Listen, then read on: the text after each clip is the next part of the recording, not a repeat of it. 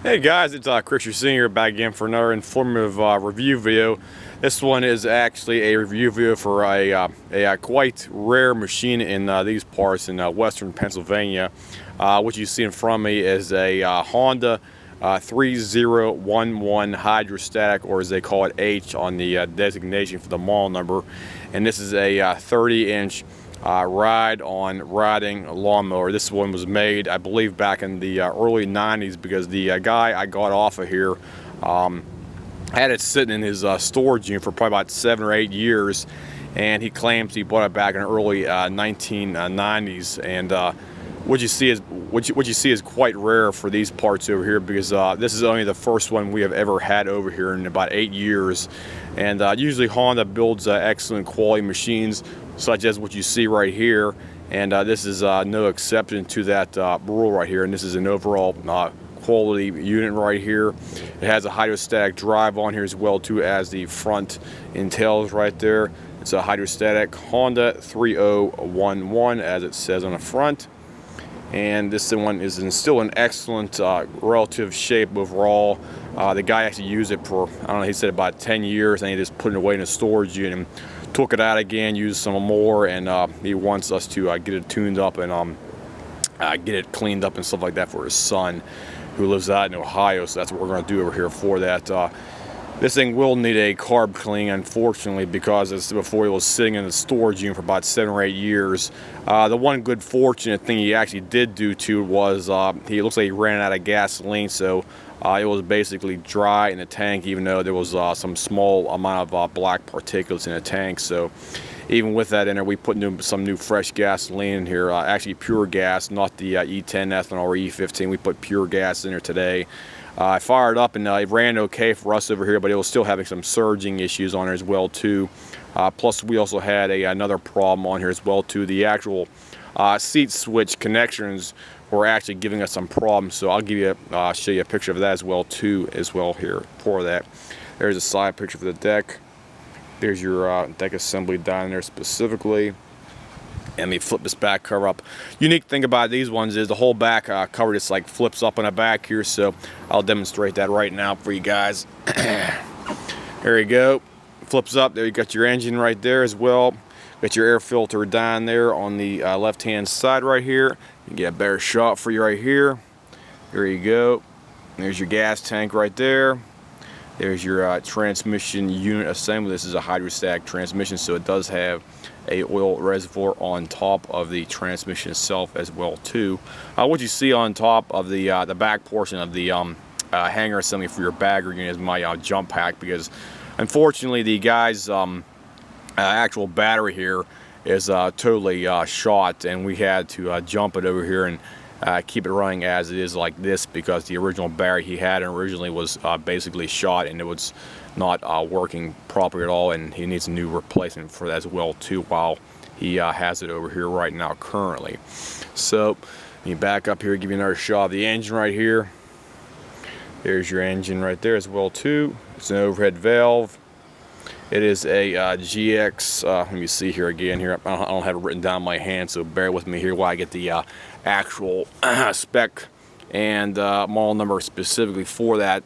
Your engine model number on these ones specifically is directly in the back of the engine right here. My camera probably won't let me focus it in, so I'll try to give you some pointers of where it's actually located at. If you can see where my finger's going right here, you have your serial number right. This thing got a better shot for you guys, sorry about this. There's the serial number right down here. That's where the serial number is at on these specific engines. You have your serial number, and you have your number setting after that. This is a G, where's it at here again?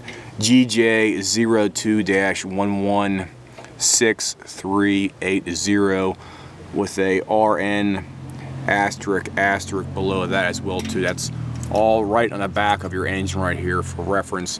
It's all right where my fingers are. You can see my fingers right here pointing it right down here.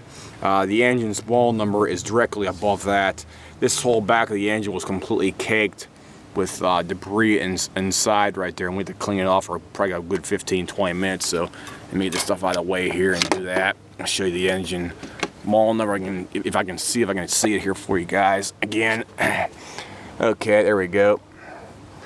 Okay, there we go. It's a GXV 340. That's what it is, guys. Honda GXV 340. And just remember, these bigger machines, the engine's designation for the model number and the serial number information is directly below that. So once you see either the model number or the serial number, they'll be one on top of the other. If the model number you see it first, the serial number should be directly below that. If you see the serial number, the model number will be directly above that as well too, guys. So that's probably about as clear as I can make it right there. Sorry about the light glare, but that's where it's at. So let me give you another side picture over here.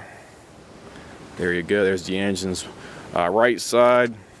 There we go for you. Sorry about the jerking around here. My camera doesn't have stabilization and stuff on it. And there's the front of the engine right there, overhead valve.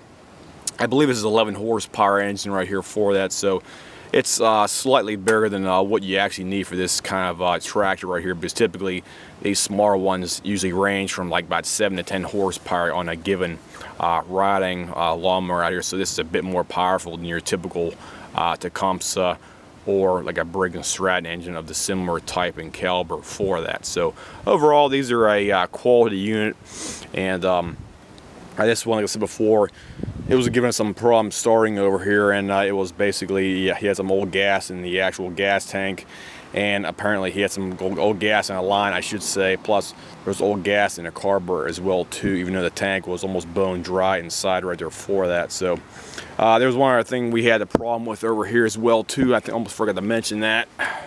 The actual seat switch right here. Your seat switch is up underneath right here. Oh, sorry about that. Your wiring, you go right up here, you got two wires right here, guys. One's black and the other one's like a greenish brown. I can't really tell, but I'm colorblind, so I apologize for that.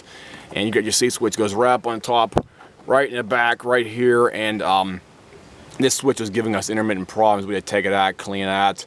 And we also had to clean up the two terminals right here between these things, because they were completely rusted with white chalky substance on these two connections, the male and female portions right there. So we had to clean those things out, put them back on there, and test ran it over here as well too. So let me snap the cover back down over here for you guys, and we can fire this thing up, and now you can see how it's going to run here. So bear with me here while I get the cables back on here for that. Let me get this thing back hooked up back again here. There we go. Get this other one back over here as well too. Okay, there we go. Get on there. These things situated so they won't be a pain in the ass to get these things down right properly. Okay, that should be good enough for me right now. Hold on, guys, here. Bear with me. Okay, get the cover down.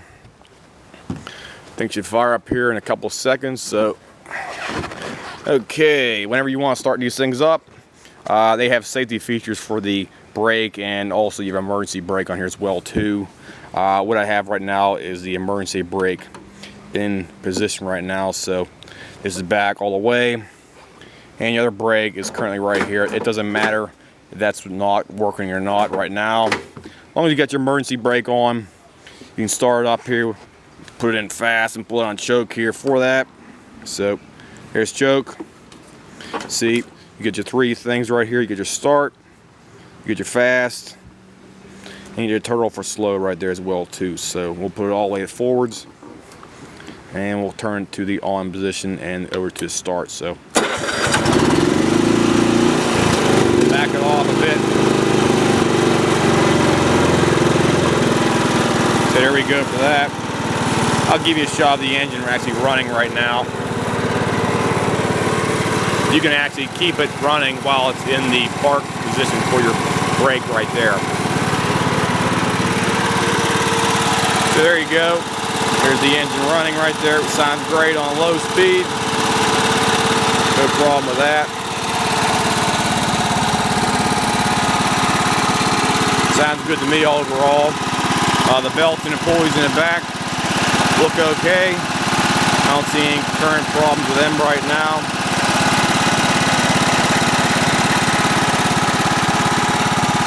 Back off a little bit here. There you go.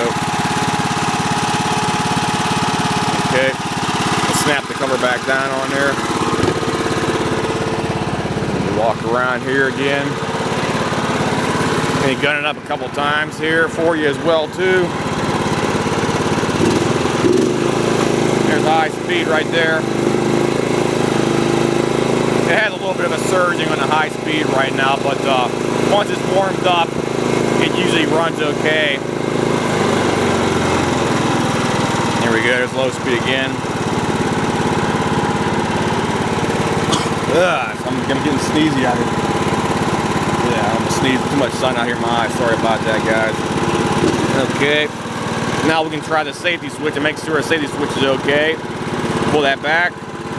Pull the brake, parking brake. Let it go down. Parking brake. I'll check the seat switch now. Seat switch goes off, and that works fine. So the seat switch is working perfectly fine right now for that. I'll start it back up here again. Put the parking brake on. Put it back up into the stroke. There we go. And I'll fire up the deck here as well too. Your deck, the PTO clutch mechanism is right here in front of me, right here. It's on your left-hand side of the actual shaft tube assembly for your steering column right here as well too. So what you do is you give it some gas and insert the PTO clutch. There you go. Gun it up, gun it up. Let's cut it back off. So there you go, guys. Works fine for that. So overall, it's a good machine. I'm satisfied with it. The hydrostatic drive functions as well too. I probably forgot to do that for you guys, so I'm able to do that right now. Let me get back on here again. Put the parking brake in. Take it off the regular brake for your emergency brake. And let's see if it goes forwards here. I'll demonstrate that right now. Get some gas. Okay, here we go. And we got motion. Let me back it up here.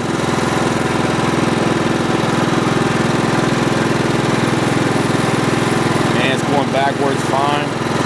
Put it back in the neutral position. Forward's good. So, drive works fine. No problem with the drive unit on there. Put it back in park. Okay. Bring it back to low speed. Shut it off. And there we go, guys. So that's my review of the Honda hydrostatic 3011, as it states on the front of the machine right here.